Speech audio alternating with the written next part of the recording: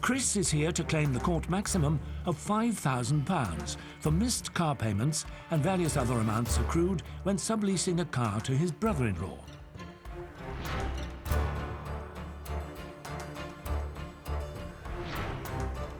Defendant Ashley says due to his current circumstances, he is unable to make any repayments and needs more time.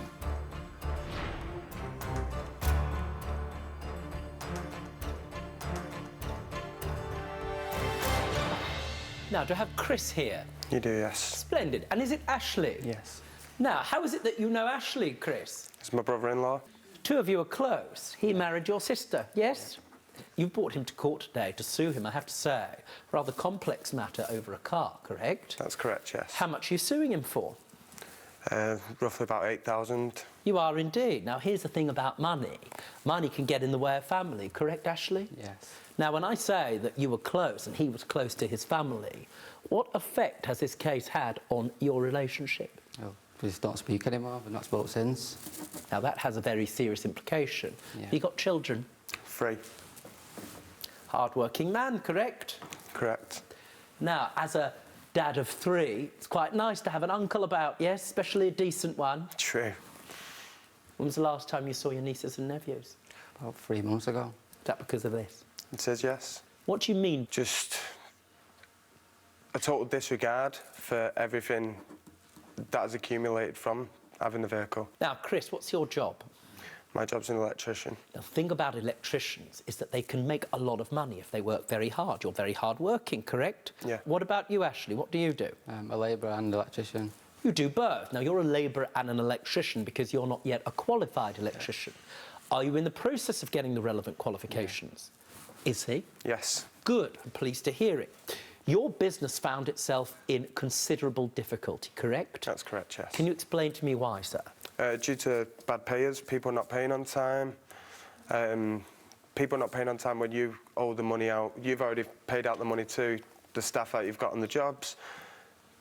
You've already paid out the money to electrical wholesalers. You've paid for everything, and then you're left holding the baby. Understood. What was he like as a worker? At times, he was one of the best workers I had. At times, he was one of the worst. Up and downs. Up and downs. Understood. Just out of interest, have you got plastic in your ears in case they conduct the electricity? No. You had an incorporated company where you were the director, is that correct? That's correct, yes. The company ended up in liquidation. What happens when a business goes into liquidation is that it has various assets. But in this case, it had some cars, correct? That's correct, yes. Now, who owned the cars? Was it you personally or did the business own the cars? It was me personally, because the business hadn't been trading long enough to have the credit to be able to facilitate the rentals. Very good. How many vehicles were there, please, sir? 3 in total. We are here in respect of one of the vehicles. Which one?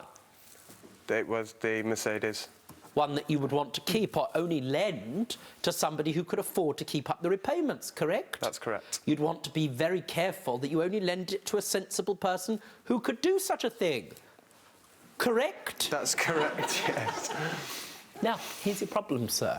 He did not own this car. Finance companies, including car companies, were prepared to extend you credit to have vehicles, including very valuable ones, because they were satisfied that you were a reasonable risk. They're not giving one to him. They're giving it to you, correct? Yeah. At some point, there was an agreement to give him this car, right? Yes. Did you form a separate agreement with him about him meeting the repayments? In other words, did you put something in writing? Nothing in writing, it was a gentleman's agreement.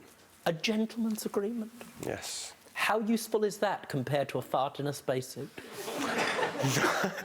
That's a good terminology to put it, yeah, but it wasn't very useful at all. But at the time, he was living at my property, he's my brother-in-law. Who else can you trust if you can't trust your family? Don't be stupid. Stay and watch the best Judge Rinder moments. And I'm talking. Understood? Don't be a moron. Subscribe to Judge Rinder YouTube channel. Right now. That's an order.